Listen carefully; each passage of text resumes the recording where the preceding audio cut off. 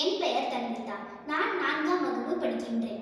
இங்கு நான் பேசி எடுத்துக்கொண்டு வந்த தலைப்பு காமராஜர் பிறந்த நாளை பற்றி. பிறந்த சீர்ந்த மொழிகளிலே சீர்ந்தே பிறந்த மொழியாக எம் தாய்மொழியாம் செந்தமிழ் மொழிக்கு எனது முதற்கண் வணக்கத்தை தெரிவித்துக் கொள்கிறேன். தாய் தந்தை உறவம்மா உனக்கும் எனக்கும் அறிவு சாரவைக்கு அடுத்த வணக்கம்.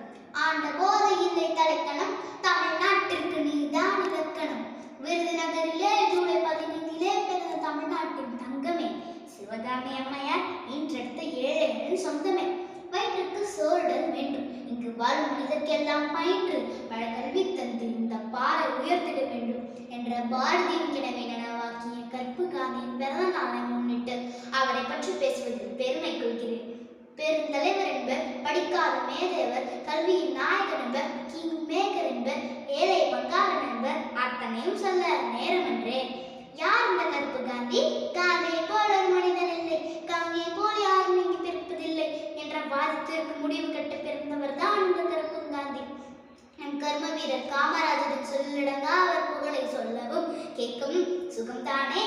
ஒன்றா இரண்டா சாதனைகள் எண்ணிவிட தான் அதிக படிக்காவிட்டாலும் பலரும் கல்வி கற்க விரும்பி பள்ளிகள் எல்லாம் ஊரில் பள்ளிகளை திறந்த பாகலவன். விளையாத நிலைகளை அணைகள் பல கட்டி விளைநிலமாக்கி விவசாயிகளின் தொழில்களுக்கு தூயவர். தொழிற்சாலைகள் பல கட்டி நாட்டின் பொருளாதாரத்திற்கு வித்திட்ட வந்தது. மின்சாரமே இல்லாத கிராமமே இல்ல தமிழ்நாடு புகழ் பெற விளங்கிய புனிதர்.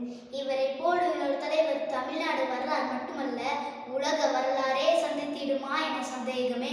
என வாய்ப்புக்கு நன்றி கூறி விடைபெறுகிறேன். நன்றி, வணக்கம்.